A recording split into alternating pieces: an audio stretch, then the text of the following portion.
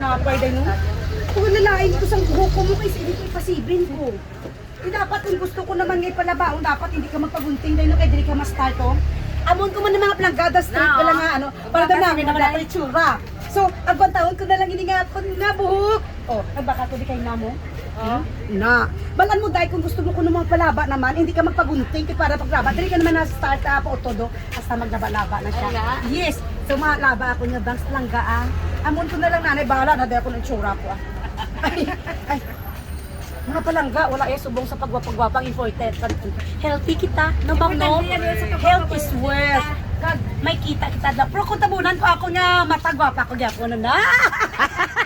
Ma'am, salamat sa compliments mama. Pulo ka piso sa una. Abala ka dyan. Bye for a while. Nagwapa ko gyapon na. Pulo ka piso binakal mo? Oo, pulo. Binay luwang sa tinapay 60 pesos.